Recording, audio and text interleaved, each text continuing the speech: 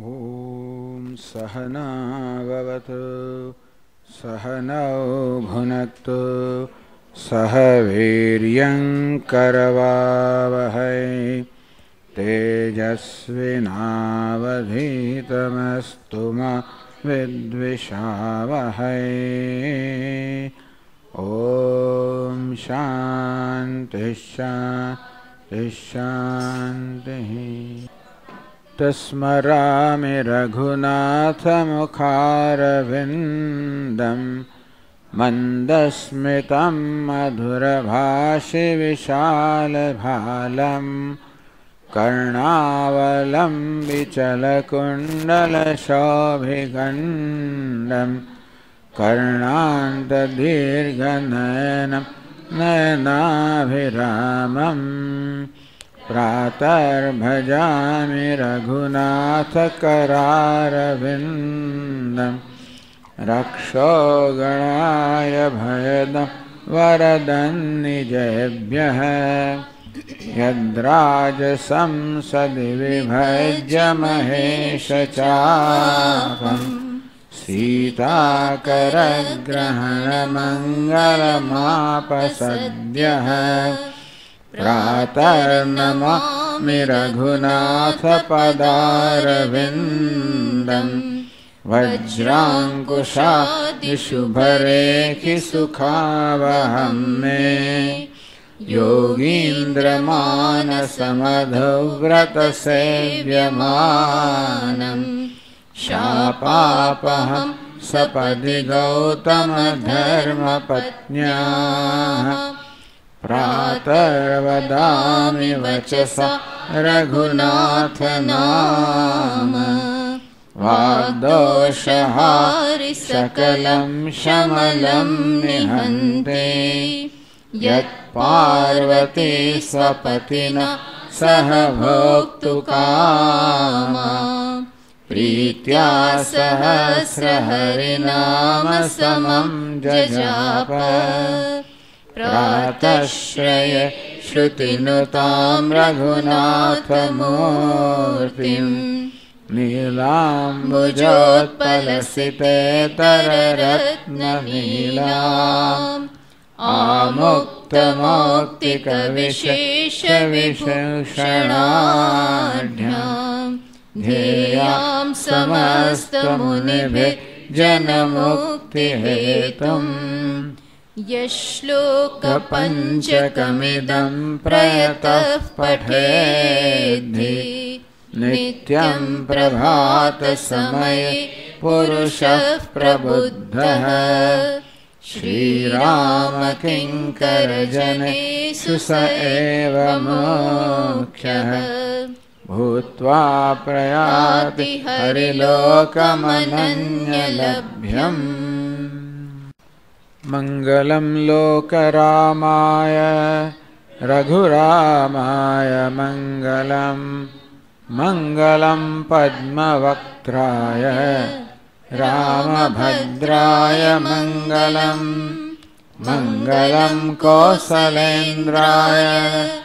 रामचन्द्राय मङ्गलं मङ्गलं मम नाथाय रघुनाथाय मङ्गलं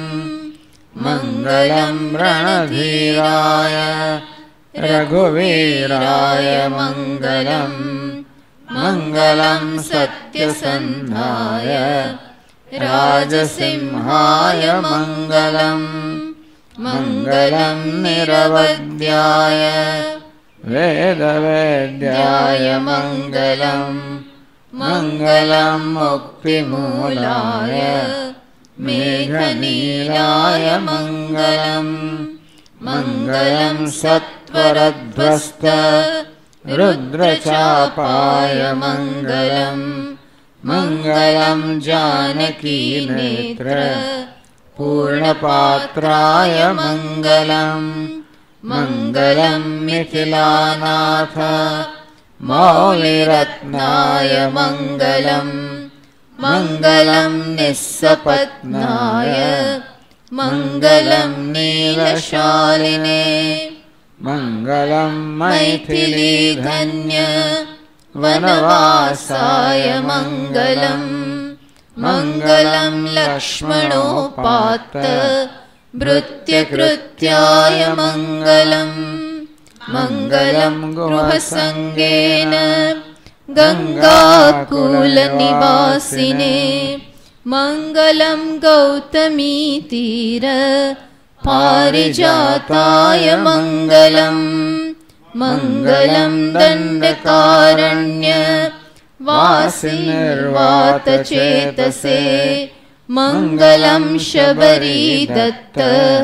फलमूलाभिलाषिणे मङ्गलं सद्गुणोरोप चापहस्ताय मङ्गलम् मङ्गलं वायुपुत्रेण वन्दनीयाय मङ्गलम् मङ्गलं वालिसुग्रीव हर्षशोकाभिघातिने मङ्गलं मैथिलीमौले मणिरञ्जितवक्षसे मङ्गलं सर्वलोकानां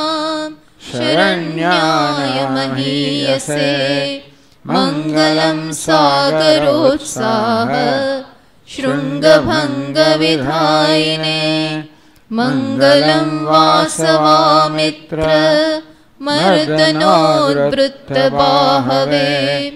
मङ्गलं विश्वमित्राय विद्रावणदयादृशे मङ्गलं वीक्षमाणाय मैथिलीवदनाम्बुजम् मङ्गलं विनिवृत्ताय पुरं पौरनिवृत्तये मङ्गलं भरतप्रीति प्राप्तराज्याय मङ्गलम् मङ्गलं मैथिलीयोग महनीयाय मङ्गलम् मङ्गलं हारकोटीर पादपीठाय मङ्गलम् मङ्गलं रङ्गधुर्याय तुङ्गपन्नगशायिने मङ्गलं सह्यजामात्य सान्निध्यकृतचेतसे मङ्गलं मानुषे लोके वैकुण्ठमिति तिष्ठते शेषशैलनिवासाय श्रीनिवासाय मङ्गलम् मङ्गलं वेदसो वेदै मेदिनी गृहमेधिने वरदाय दयाधाम्ने वीरोदरा मङ्गलं मङ्गलं धनदादान दत्तसत्त्विषि सम्पदे मङ्गलं नारसिंहाय नरसिंहाय मङ्गलम् मङ्गलं मामहीनीला नित्यमुक्तैकचक्षुषे य इदं कीर्तयेन्नित्यं मङ्गलं मङ्गलस्तवं वर्तयेत् पुरतस्तस्य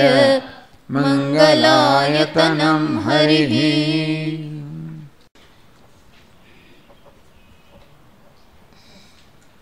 मङ्गलं कोसलेन्द्राय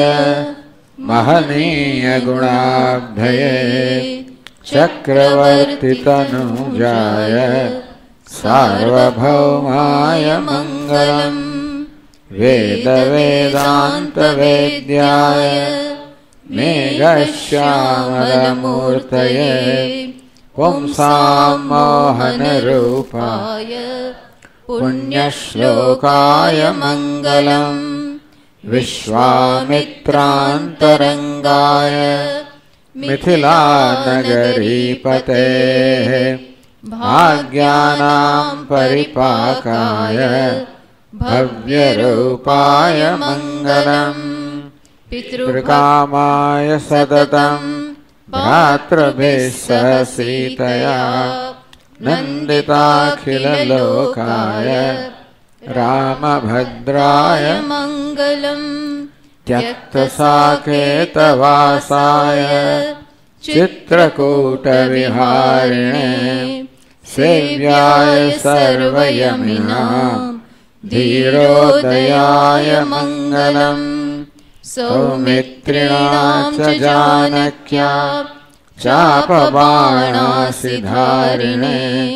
संसेव्याय सदा भक्त्या स्वामिने मम मङ्गलम् दण्डकारण्यवासाय खरदूषणशत्रवे गृध्रराजाय भक्ताय मुक्तिदायास्तु मङ्गलम् सादरं शबरीदत्त फलमूलाभिलाषिणे सौलभ्यपरिपूर्णाय सत्त्वोद्रिक्ताय मङ्गलम् हनुमत्समवेताय हरीशाभीष्टदायिने वालिप्रमथनायास्तु महाधीराय मङ्गलम् श्रीमते रघुवीराय सेतुलङ्घितसिन्धवे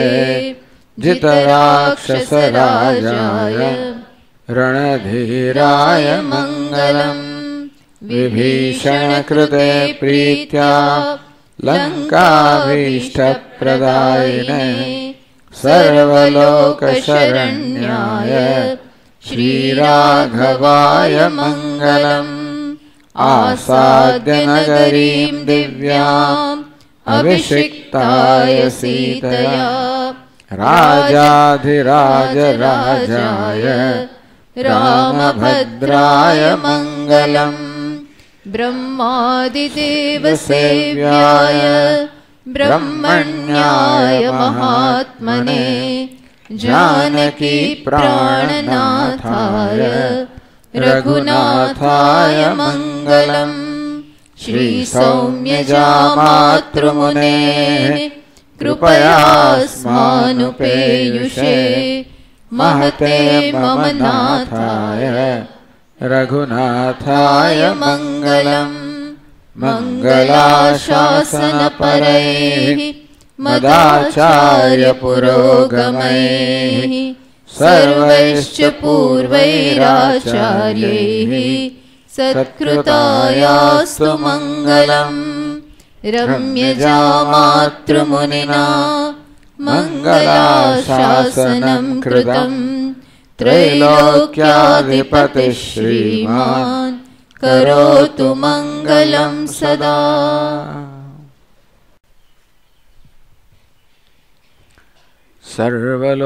सर्वलोकशरण्याय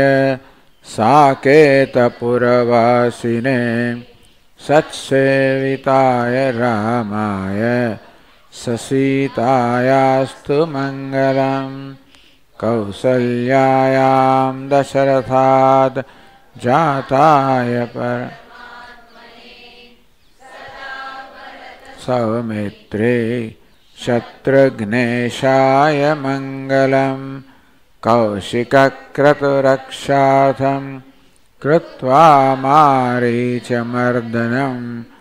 अहल्यापापनाशाय रघुनाथाय मङ्गलम् भङ्क्त्वा शैवं पुराचापं प्राप्य सीतामनुत्तमाम् अयोध्यामागतायास्तु गुणपूर्णाय मङ्गलम् पितुः सत्यप्रतिज्ञायै कैकेय्यावचनादपि चित्रकूटनिवासाय सीतारामाय मङ्गलम् पादुके भरते याते दत्त्वा राज्यस्य पालने दण्डकारण्यवासाय धैर्ययुक्ताय मङ्गलम् हत्वा विराधं बलिनं मुनीनां भावितात्मनां दत्ताभयाय रामाय पद्माक्षायास्तु मङ्गलम् चतुर्दशसहस्राणां रक्षसां क्रूरकर्मणां क्षणमुख्यानां हारिणेस्तु सुमङ्गलम् सीतादर्शनयुक्ताय गृध्रमोक्षप्रकाशिने कबन्धहारिणे तस्मै राघवायास्तु मङ्गलम् शबर्यादत्तपूजाय सेविताय हनुमता सुग्रीवकृतसख्याय धैर्ययुक्ताय मङ्गलम् वालिनं बलिनं हत्वा सुग्रीवमभिषिच्य च वर्षरात्रनिवासाय रामचन्द्राय मङ्गलम् कालातिक्रमणाच्चैव कुपिताय महात्मने आगते सति सुग्रीवे प्रसन्नायास्तु मङ्गलम् अङ्गुलीयप्रदात्रे च हनुमति महात्मने सीतां दृष्ट्वा गते तस्मिन् हर्षयुक्ताय मङ्गलम् अशोकवनिका मध्ये श्रुत्वा सीतां हनुमता सुग्रीवकृतयानाय रघुनाथाय मङ्गलम् अथागतं महात्मानम् अभिषिच्य विभीषणम् कृतसागरबन्धाय सानुजायास्तु मङ्गलम् सेतुना सुखमासाद्य लङ्कां रावणपालिताम् सुवेलगिरिवासाय रणधीराय मङ्गलम् सुग्रीवेण दशग्रीवे मुष्टियुद्धेन मूर्छिते इन्द्रजिन्नागबद्धाय विमुक्तायास्तु मङ्गलम् धूम्राक्षे वायुपुत्रेण वज्रदंष्ट्रे गदेन च प्रहस्ते नीलनिहते हर्षयुक्ताय मङ्गलम् नयत्यौषधिशैलेन्द्रम् हनुमति महात्मने ब्रह्मास्त्रबन्धयुक्ताय विमुक्तायास्तु मङ्गलम् रावणीं च हतं श्रुत्वा लक्ष्मणेन महाबलम् निहत्य मकराक्षं च प्रसन्नायास्तु मङ्गलम् जित्वा रावणकोटीरम् कुम्भकर्णं निहत्य च अतिकायं हतं श्रुत्वा प्रीतियुक्ताय मङ्गलम् ततो मूलबलं हत्वा रावणं च महाबलात् विजयं प्राप्य रुष्टाय रघुनाथाय मङ्गलम् ततो निवचनात् सीतां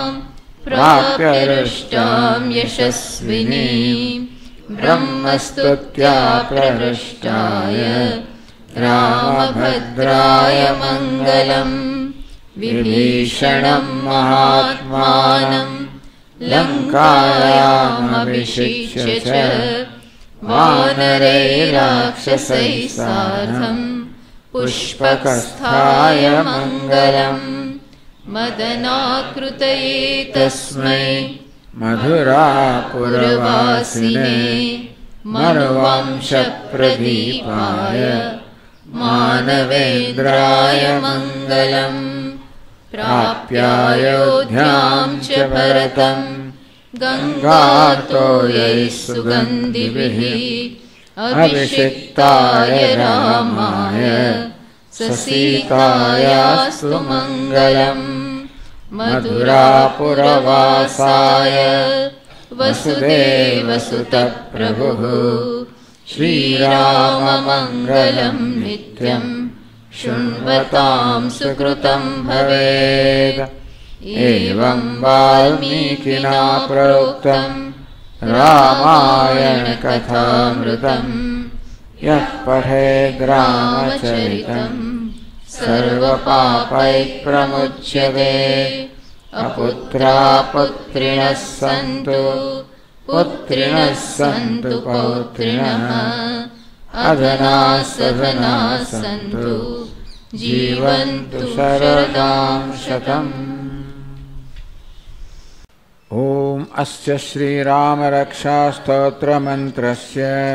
बुधकौशिकऋषिः श्रीसीतारामचन्द्रदेवता अनुष्टुप्छन्दः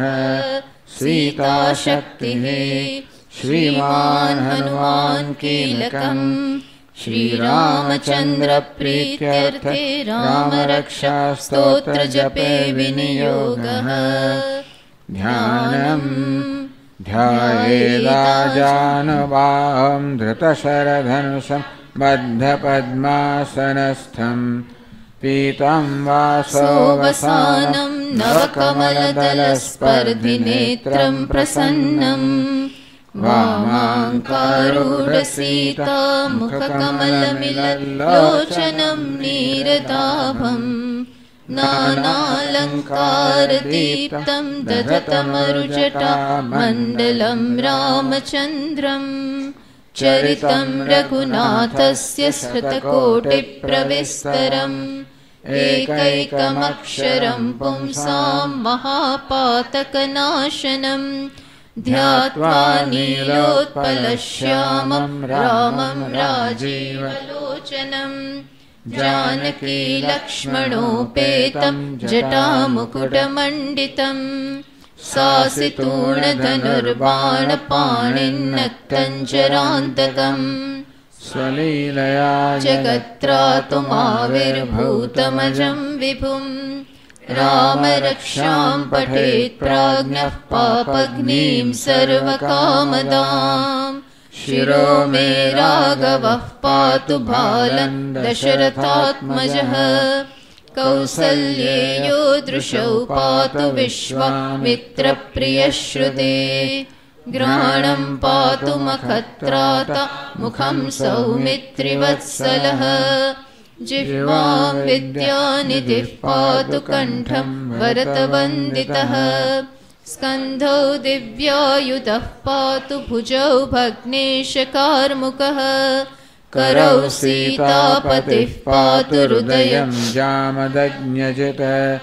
मध्यं पातु करध्वंसी नाभिं जाम्बवताश्रयः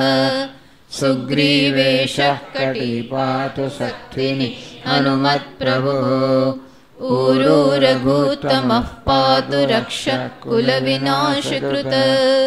जानुनी सेतुकृत् पातु जङ्घे दशमुखान्तकः पादौ विभीषणः श्रीदः पातु रामोऽखिलं वपुः एतां रामबलोपेतां रक्षाय सुकृती पठेत् सचिरायुः सुखी पुत्री विजयी विनयी भवेत् पातालभूतलव्योमचारिणश्छद्मचारिणः न द्रष्टुमपि शक्तास्ते रक्षितं रामनामभिः रामेति रामभद्रेति रामचन्द्रेति वा स्मरन् नरो न लिप्यते पापैर्भुक्तिं मुक्तिं च विन्दति जगज्जैत्रेकमन्त्रेण रामनाम्नाभिरक्षितं यः कण्ठे धारयेत् तस्य करस्था सर्वसिद्धयः वज्रपञ्जरनामेदं यो रामकवचं स्मरेत् अव्याहताज्ञः सर्वत्र लभते जयमङ्गलम् आदिष्टवान् यथा स्वप्ने राम रक्षामि मां हरः तथा लिखितवान् प्रातः प्रबुद्धो बुधकौशिकः आरामः कल्पवृक्षाणां विरामः सकलापदाम् अभिरामस्त्रिलोकानां रामः श्रीमान् सनप्रभुः तरुणो रूपसम्पन्नो सुकुमारो महाबलो पुण्डरीकविशालाक्षो क्षीरकृष्णाजिनाम्बरो फलमूलाशिनौ दान्तौ तापसौ ब्रह्मचारिणौ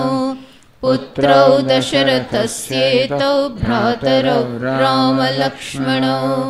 शरण्यौ सर्वसत्त्वानां श्रेष्ठौ सर्वधनुष्मताम् हन्तारौ त्रायेतान्नो रघुत्तमौ आत्तसज्जधनुषा विशुष्पृशौ अक्षयाशुगनिषङ्गसङ्गिनौ रक्षणाय मम रामलक्ष्मणौ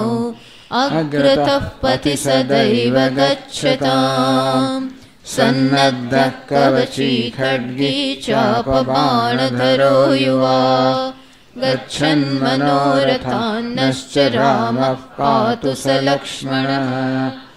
रामो दाशरथिः शूरो लक्ष्मणानुचरो बली पुरुषः पूर्णः कौसल्येयो रघुत्तमः वेदान्तवेद्यो यज्ञेशः पुराणपुरुषोत्तमः जानकी वल्लभः श्रीमान् अप्रमेयपराक्रमः इत्येतानि जपन्नित्यं मद्भक्तः श्रद्धयान्वितः अश्वमेधादिकं पुण्यं सम्प्राप्नोति न संशयः रामं दुर्वादलश्यामं पद्माक्षं पीतवाससं स्तुवन्ति नामभिर्दिव्यैर्न ते संसारिणो नराः रामं लक्ष्मणपूर्वजं रघुवरं सीतापतिं सुन्दरम् काकुत्स्थं करुणार्णवं गुणनिधिं विप्रप्रियं धार्मिकम् राजेन्द्रं सत्यसन्धं दशरथतनयं श्यामलं शान्तमूर्तिं वन्दे लोकाभिरामं रघुकुलतिलकं राघवं रावणारिम् रामाय रामभद्राय रामचन्द्राय वेदसे रघुनाथाय नाथाय सीतायापतये नमः श्रीराम राम रघुनन्दन राम राम श्रीराम राम भरताग्रज राम राम श्रीराम राम रणकर्कश राम राम श्रीराम राम शरणं भव राम राम श्रीरामचन्द्र चरणं मनसा स्मरामि श्रीरामचन्द्र चरणौ वचसा गृह्णामि श्रीरामचन्द्र चरणौ शिरसा नमामि श्रीरामचन्द्र चरणौ शरणं प्रपद्ये माता रामो मत्पिता रामचन्द्रः स्वामी रामो मत्सखा रामचन्द्रः सर्वस्वं मे रामचन्द्रो दयालुः नान्यं जाने नैव जाने न जाने दक्षिणे लक्ष्मणो यस्य वामे च जनकात्मजा पुरतो मारुतिर्यस्य तं वन्दे रघुनन्दनं लोकाभिरामं रणरङ्गधीरं राजीवनेत्रं रघुवंशनाथं कारुण्यरूपं करुणाकरन्तं श्रीरामचन्द्रं शरणं प्रपद्ये मनोजवं मारुततुल्यवेगं जितेन्द्रियं बुद्धिमतां वरिष्ठं वातात्मजं वानरयूथमुख्यं श्रीरामदूतं शरणं प्रपद्ये कूजन्तं राम रामेति मधुरं मधुराक्षरम् आरुह्य कविताशाखां वन्दे वाल्मीकिकोकिलम् आपदामपहर्तारं दातारं सर्वसम्पदां लोकाभिरामं श्रीरामं भूयो भूयो नमाम्यहम्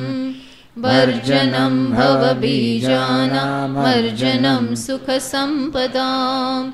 तर्जनं यमदूतानां राम रामेति गर्जनं रामो राजमणिः सदा विजयते रामं रमेशं भजे रामेणाभिहता निशाचरचमो रामाय तस्मै नमः रामान्नास्ति परायणं परतरं रामस्य दासोऽस्म्यहम् रामे चित्तलयः सदा भवतु मे भो राम मामुद्धर राम रामेति रामेति रमे रामे मनोरमे सहस्रनाम तत्तुल्यं राम नाम वरानने श्रीराम नाम वरानन ॐ नम इति। अहो कृतार्थास्मि जगन्निवासते पादाब्जसंलग्नरजः कणादहं स्पृशामि यत्पद्मजशङ्करादिभिः विमृग्यते रन्धितमानसैः सदा। अहो विचित्रं तव नाम चेष्टितं मनुष्यभावेन विमोहितं जगत् चलस्यजस्रं चरणादिवर्जितः सम्पूर्ण आनन्दमयोतिमायिकः यत्पादपङ्कजपरागपवित्रगात्र भागीरथी भवविरिञ्चि मुखान् पुनाते साक्षात् स एव मम दुग्विषयो यदास्ते किं वर्ण्यते मम पुराकृतभागधेयम् मर्त्यावतारे मनुजाकृतिं मरिं रामाभिधेयं रमणीयदेहिनम् धनुर्धरं पद्मविशाललोचनं भजामि नित्यं न परान् भजिष्ये यत्पादपङ्कजश्रुतिभिर्विमृग्यं यन्नाभिपङ्कजभवः कमलासनश्च यन्नामनाररसिको भगवान् पुरारिः तं रामचन्द्रमनिशं हृदि भावयामि यस्यावतारचरितानि विरिञ्चि लोके गायन्ति नारदमुख भवपद्मजाद्याः आनन्दजाश्रुपरिषिक्तकुचाग्रसीमा वागीश्वरी च तमहं शरणं प्रपद्ये। सोऽयं परात्मा पुरुषः पुराणः एकः स्वयं ज्योतिरनन्त आद्यः मायातनं लोकविमोहनीयां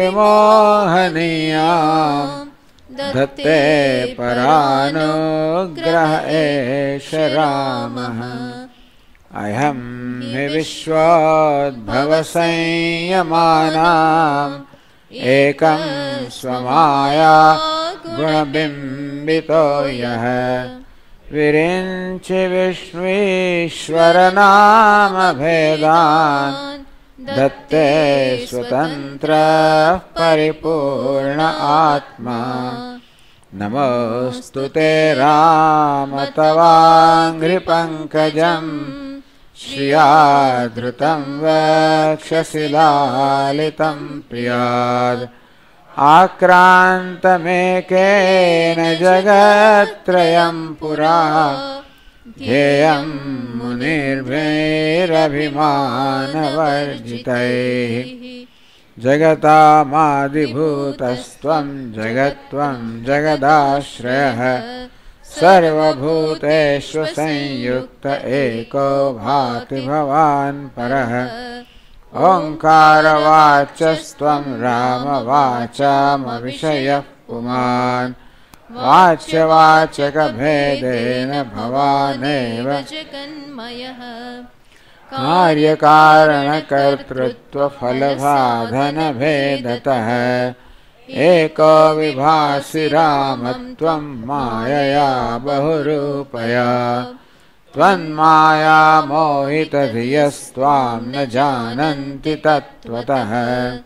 मानुषं त्वाभिमन्यन्ते मायिनं परमेश्वरम् आकाशवत्त्वं सर्वत्र बहिरन्तर्गतो मलः असङ्गो यचलो नित्यः शुद्धो बुद्धः सदव्ययः योषिन्मूढाहमज्ञाते तत्त्वं जाने कथं विभो तस्मात् ते शतशो राम नमस्कुर्यामनन्यधीः देव मे यत्र कुत्रापि स्थिताया अपि सर्वदा त्वत्पादकमले सक्ता भक्तिरेव सदास्तु मे नमस्ते पुरुषाध्यक्ष नमस्ते भक्तवत्सल नमस्ते ऋषिकेश नारायण नमोऽस्तुते भवभयहरमेकं भानुकोटिप्रकाशं करधृतशरचापं कालमेघावभासं कनकरुचिरवस्त्रं रत्नकुण्डलाढ्यं कमलविशदनेत्रं सानुजं राममीडे स्तुत्वैवं पुरुषं साक्षात् राघवं पुरतः स्थितं परिक्रम्य प्रणम्याशु सानुज्ञाताय यौपतिम् अहल्यया कृतं स्तोत्रं यः पठेत् भक्तिसंयुतः समुच्यते अखिलैः पापैः परं ब्रह्माधिगच्छति पुत्राद्यर्थे पठेत् भक्त्या रामं हृदि निधाय च संवत्सरेण लभते वन्द्या अपि सुपुत्रकम् सर्वान् कामान् वाप्नोति रामचन्द्र प्रसादतः ब्रह्मज्ञो गुरुतल्पगोऽपि पुरुषः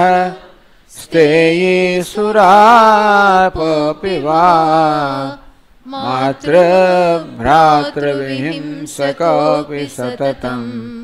भोगैकबद्धातुरः नित्यं स्तोत्रमिदं जपन् रघुपतिं भक्त्या हृदयेस्तं स्मरन् ध्यायन् मुक्तिमुपैति किं पुनरसौ स्वाचारयुक्तो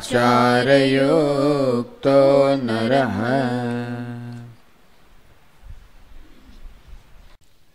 जटायुर्वाच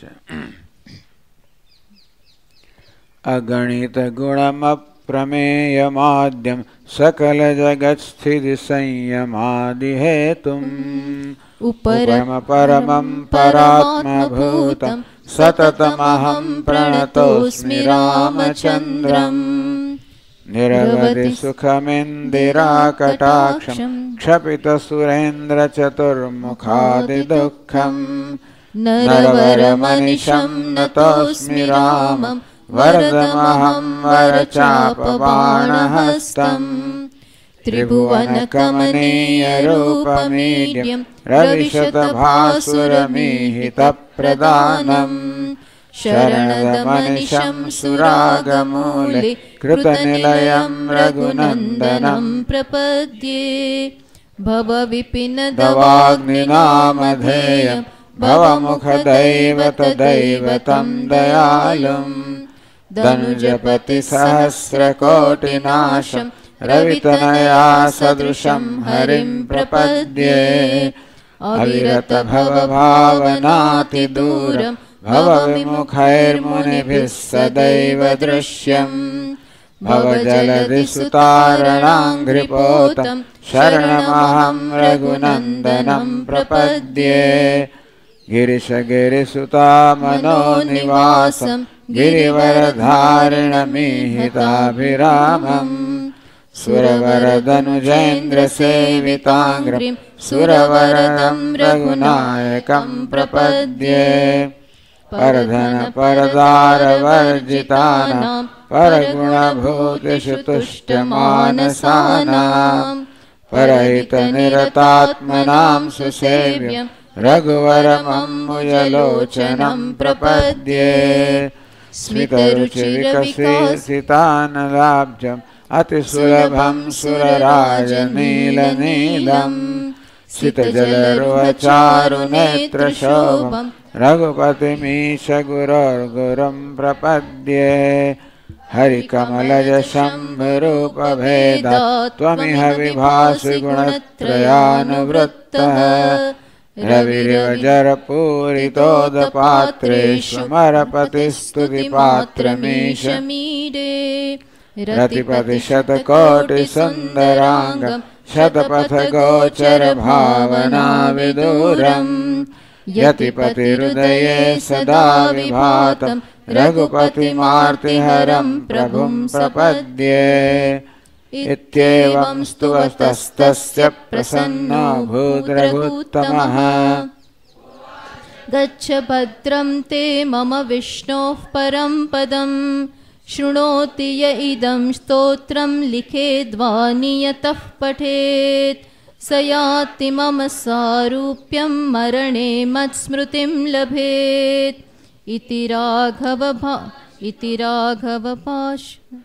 राघवभाषितं तदा श्रुतवान् हर्षसमाकुलो द्विजः रघुनन्दन साम्यमास्थितः प्रययौ ब्रह्म सुपूजितं पदम्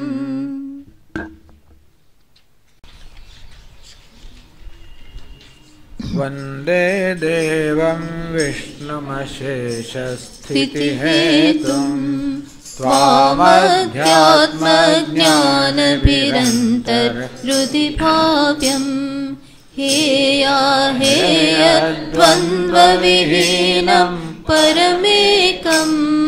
सत्तामात्रं सर्वहृदिस्थं दृशिरूपम् प्राणापानो निश्चयबुद्ध्या हृदिरुद्ध्वा छित्त्वा सर्वं संशयबन्धं विषयोघान् पश्यन्तीशं यं गतमोहायतयस्तं वन्दे रामं रत्नकिरीटं रविभासम् मायातीतं माधवमाद्यं जगदादिं मानातीतं मोहविनाशं मुनिवन्द्यं योगिध्येयं योगविधानं परिपूर्णं वन्दे रामं रञ्जितलोकं रमणीयम् भावाभावप्रत्ययहीनं भवमुख्यैः योगासक्तैरर्चितपादं भुजयुग्मं नित्यं शुद्धं बुद्धमनन्तं प्रणवाख्यं वन्दे रामं वीरमशेष सुरदावम् त्वं मे नाथो नाथितकार्य खिलकारी मानातीतो माधवरूपो खिलधारी भक्त्यागम्यो भावितरूपो भवहारी योगा भासे भावितचेतः सहचारी त्वामाद्यन्तं लोकततीनां परमेशम् लोकानां नो लौकिकमानैरधिगम्यम् भक्ति श्रद्धा भावसमेते भजनीयम् वन्दे रामं सुन्दरमिन्दीवरनीलम् को वा ज्ञातुं त्वामतिमानं गतमानम् मायासक्तो माधवशक्तो मुनिमान्यम् वृन्दारण्ये वन्दितवृन्दारकवृन्दम् वन्दे रामं भवमुखवन्द्यं सुखकन्दम् नानाशास्त्रैर्वेदकदम्बै प्रतिपाद्यम् नित्यानन्दं निर्विषयज्ञानमनादिं मत्सेवार्थं मानुषभावं प्रतिपन्नं वन्दे रामं मरकतवर्णं मधुरेशम् श्रद्धायुक्तो यः पठतीमं स्तवमाद्यम् ब्राह्मं ब्रह्मज्ञानविधानं भुवि मर्त्यः रामं श्यामं कामितकामप्रदमीशम् ध्यात्वा ध्याता पातकजाले विगतः स्यात् ध्यात्वा ध्याता पातकजाले विगतः स्यात्। इन्द्रोवाच भजेऽहं सदा राममिन्देवराभं भवारण्यदावानलाभाभिधानं भवानीरुदाभावितानन्दरूपं भवाभावहेतुं भवादिप्रपन्नम् सुरानीकदुःखौघनाशैकहेतुं नराकारदेहं निराकारमीड्यं परेशं परानन्दरूपं वरेण्यं हरिं राममीशं भजे भारनाशं प्रपन्नाखिलानन्ददोहं प्रपन्नं प्रपन्नार्तिनिःशेषनाशाभिधानं तपोयोगयोगीशभावाभिभाव्यं कपीशादिमित्रं भजे राममित्रं सदा भोगभाजां सुदूरे विभान्तम् सदा योगभाजामदूरे विभान्तं चिदानन्दकन्दं सदा राघवेशं विदेहात्मजानन्दरूपं प्रपद्ये महायोगमाया विशेषानुयुक्तः विभासीशलीलानराकारवृत्तिः त्वदानन्दलीला कथापूर्णकर्णाः सदानन्दरूपा भवन्तीह लोके अहं मानपानाभिमत्तप्रमत्तः न वेदाखिलेशाभिमानाभिमानः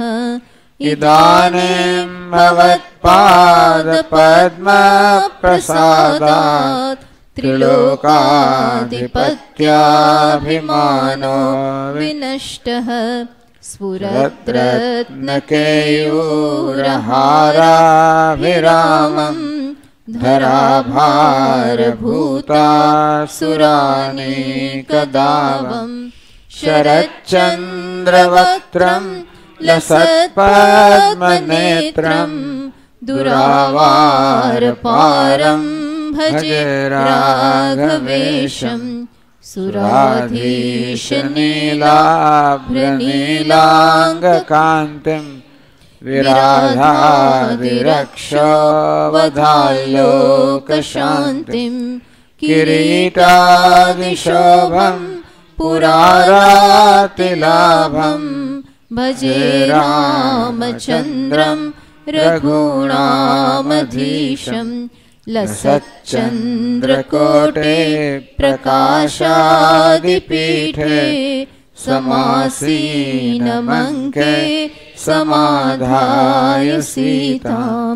स्फुरद्हेमवर्णा तडित्पुञ्जभासां भजे रामचन्द्रं निवृत्तार्तितन्द्रं भजे रामचन्द्रं निवृत्तार्तितन्द्रम्। श्री महादेव उवाच नमोऽस्तु रामाय सशक्तिकाय नीलोत्पलश्यामलकोमलाय किरीटहाराङ्गदभूषणाय सिंहासनस्थाय महाप्रभाय त्वमादिमध्यान्तविहीन एकः सृजस्य वस्यसि च लोकजातं स्वमायया तेन न लिप्यसे त्वं यत्स्वे सुखे जसरतो न वद्यः लीलां विधत्से गुणसंवृतस्त्वं प्रपन्नभक्तानुविधानहेतोः नानावतारैः सुरमानुषाद्यैः प्रतीयसे ज्ञानिभिरेव नित्यं स्वांशेन लोकं सकलं विधायतं बिभर्षि च त्वं तदधः फणीश्वरः उपयधो भान्मनिलाडुषौषधे प्रवर्षरूपो वसिनैकधा जगत् त्वमिह देहभृतां शिखिरूपः पचसि भुक्तमशेषमजस्रं पवनपञ्चकरूपसहाय जगद अखण्डमनेन बिभर्षि चन्द्रसूर्यशिखिमध्यगतं यत् तेज ईशचिदशेषतनूनां प्राभवत्तनुभृतामिव धैर्यं शौर्यमायुरखिलं तव सत्त्वं त्वं विरिञ्चिष विष्णुविभेदात् कालकर्म शशिसूर्यविभागात् वादिनां पृथ्वीवेशविभासि ब्रह्मनिश्चितमनन्यदैहिकम् मत्स्यादिरूपेण यथा त्वमेकः श्रुतौ पुराणेषु च लोकसिद्धः तथैव सर्वं सदसद्विभागः त्वमेव नान्यद्भवतो विभाति यद्यत् समुत्पन्नमनन्तसृष्टौ उत्पश्यते यच्च भवच्च यच्च न दृश्यते स्थावरजङ्गमादौ त्वया विनातः परतः परस्त्वं तत्त्वं न जानन्ति परात्मनस्ते जनाः समस्तास्तव माययातः त्वद्भक्तसेवा मलमानसानां विभाति तत्त्वं परमेकमैशं ब्रह्मादयस्तेन विदुस्वरूपं चिदात्मतत्त्वं बहिरर्थभावाः ततो बुधस्त्वामिदमेव रूपं भक्त्या भजन्मुक्तिमुपैत्य दुःखः अहं भवन्नामगणन् कृतार्थः वसामि काश्यामनिशं भवान्या मुमुर्षमाणस्य विमुक्तयेऽहं दिशामि मन्त्रं तव राम नाम इमं स्तवं नित्यमनन्यभक्त्या शृण्वन्ति गायन्ति लिखन्ति ये वै ते सर्वसौख्यं परमं च लब्ध्वा भवत्पदं यान्तु भवत्प्रसादात् भवत्पदं यान्तु भवत्प्रसादात् पायात् क्षीराब्धिशायी कमलभवनुतः कोसलेन्द्रस्य पुत्रः रामः सौमित्रियुक्त कुशिकसुतगिरा ताटका प्राणहारे यज्ञं निर्वर्त्य गंगा सुचरितमुदितः पावयंस्तामहल्यां सीतामुद्वाह्य जित्वा पथिभृगुतनयं प्राप्य हर्षादयोध्याम् श्रीरामं नौमि कैकेय्यभिलषितवरात् खिन्नमालोक्य तातं तद्वाचात्यक्तराज्यं झटिति वनगतं मैथिलीलक्ष्मणाभ्याम् स्वर्गस्थे राज्ञिशोकात् कृतनुतिपरत प्रार्थनात् पादुके स्वे दत्त्वा स्मै तन्निवृत्त्या स्थितमनुजयुतं सेवितं चित्रकूटे हत्वा रण्ये विराधं मुनिनिकरमुदे पञ्चवट्यामुषित्वा वैरोप्या शूर्पणख्या कुपितखरमुखान् ध्वंसयित्वार्धयामम् मारीचं मर्दयित्वा दशवदनरुतां तत्र सीतामदृष्ट्वा दग्ध्वा क्रुद्धं कबन्धं शबरिवनितया पूजितं राममीढे पंपातीरे हनुमत्पटुतरचरवचनात् ऋष्यमूकं च गत्वा कृत्वा सुग्रीवसख्यं निशितशर्वरैः सप्तसालांश भित्त्वा हत्वा सुत्रामपुत्रं दिनकरजनुषः तस्य राज्यं च दत्त्वा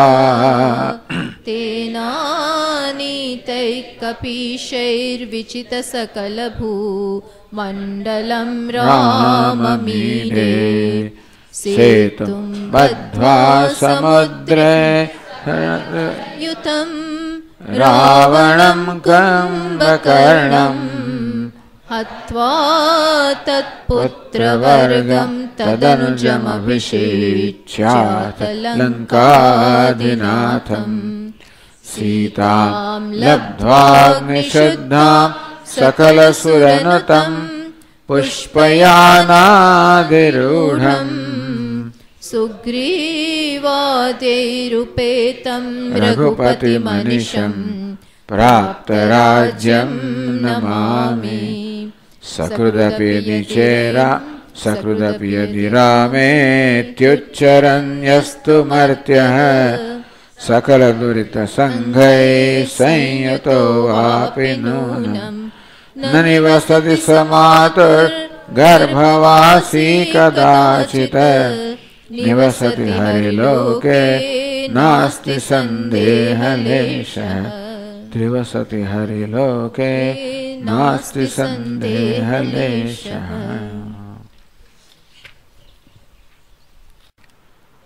कमललोचनो काञ्चनाम्बरो कवचभूषणो कार्मुकान्वितो कलुषसंहरो कामितप्रदो रसिनौमितो रामलक्ष्मणो द्रुतशिखण्डिनो दीनरक्षको द्रुतिहिमाचलो दिव्यविग्रहो दिविजपूजितो दीर्घदौर्युगो राशिनौमितो रामलक्ष्मणो पवनजानुगो पादचारिणो पटुशिलीमुखो पावनाङ्घ्रिको परमसात्विको भक्तवत्सलो रसिनौमितो रामलक्ष्मणो वनविहारिणो वल्कलाम्बरो वनफलाशिनो वासवस्तुतो वरगुणाकरो वानरार्चितो रसिनौमितो रामलक्ष्मणो घनतडिन्निभो खड्गधारिणो घनजटाम्बरो खण्डितव्यथो करशिलीमुखो करप्रभो रसिनौमितो रामलक्ष्मणो सवनरक्षको सत्यसङ्गरो समरभीकरो साहसान्वितो सदयमानसो सर्वपूजितो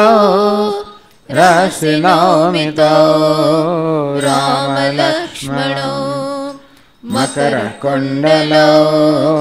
मौनिसेवितो मनुकिरीटिनो मानुषोत्तमो मनुकुलेश्वरो मञ्जुभाषिणो रसिनौमितो रामलक्ष्मणो वरगुणास्पदं राघवाष्टकम् रहसि यः पठेद् रामभक्तिदम् रहितकल्मषं रामसन्निधौ रविसमप्रभो राजते सदा रविसमप्रभो राजते सदा।